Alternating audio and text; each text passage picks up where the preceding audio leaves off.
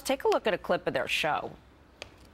You're disappointing our family. I am? Yes, you Shame should on stick you. with your sister. I'm not sticking with scum like you.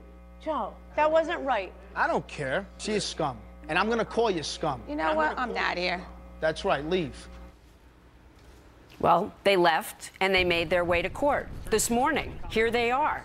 They are charged in a 39-count indictment, including false statements they allege to have made on loan applications and then bankruptcy fraud. Jeff Gold is a New Jersey criminal defense attorney where all this is taking place, and John Bix, a bankruptcy attorney. Gentlemen, thanks for joining us. Good morning.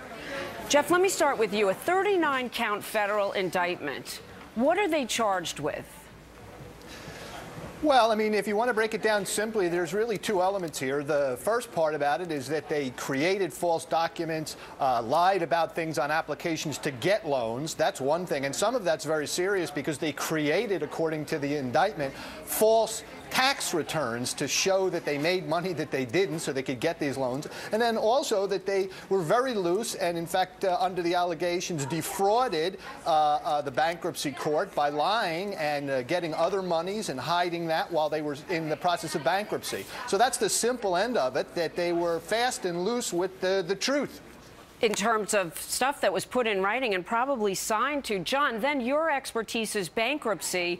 After pumping up their income to get loans, they also are facing bankruptcy fraud. How serious is that, and what are they looking at?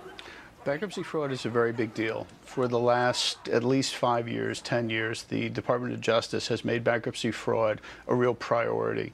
All you have to do is look back at some of the, and this doesn't just happen to celebrities. I mean, Lenny Dykstra, they just got out of jail not long ago. Bankruptcy fraud is a big deal. When you file for bankruptcy and you list all your assets and you sign the schedules under penalties of perjury, there's a reason that they have to be right. If you lie, if you hide assets, if you're transferring assets sort of on the slide to family members or other folks, you're not only defrauding your creditors, you're defrauding the whole system. So the system requires, sort of built on the presumption that people will act honestly. And where they don't, people do get sent to jail. And this is not something that just happens to celebrities.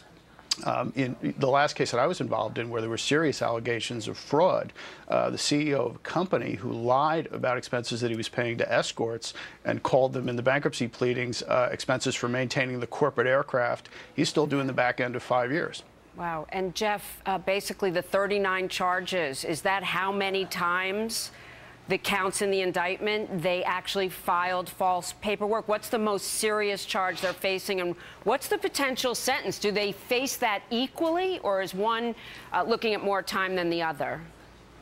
Well, first of all, I'm not so sure that the fact that they're celebrities doesn't have something to do with this, as John thinks. I think it may. But there are very serious charges, and the feds don't kid around, generally speaking, on these types of charges, which really involve millions, like millions of dollars of loans that they're saying was defrauded. And then, of course, you have the bankruptcy allegations. It's not like they're victimless people here. This is not kidding around. So I think that they are facing prison, not the 30 or so years that you might do by adding it up, but there are guidelines that would make very serious allegations like this into a number of years, though, possibly. I think at the end of it, cases like this are often resolved with the husband taking most of the heat. I don't know if that'll happen here, but I suspect Juicey Joe is going to jail. Yeah, we know there may be some sort of spousal immunity about testifying and everything, but they both said they're going to protect the other. And let me tell you, folks, this just happening in court in Newark.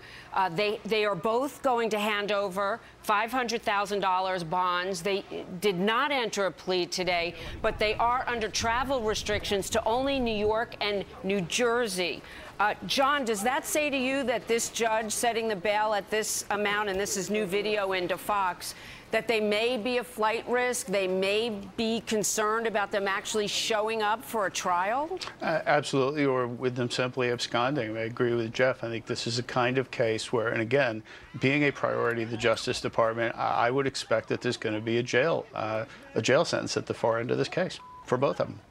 Jeff, what's the message to folks out there who don't file tax returns, which they're said to have not done, at least he is, for 5 years, who puff up their income on applications for loans? What is the message from you today?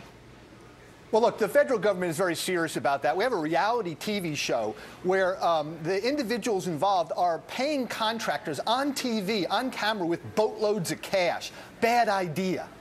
All right, Jeff, John, great insight today. And the very latest from the court again, no plea, offered bond. And they have to stick to New York and New Jersey. Not sure the future of their television career at this point. Thank you. They may be filming it somewhere else. Yeah, they may be filming it right now. Except for that morals clause that they probably have in their contract. Episodes out of this morning already. Jenna Lee.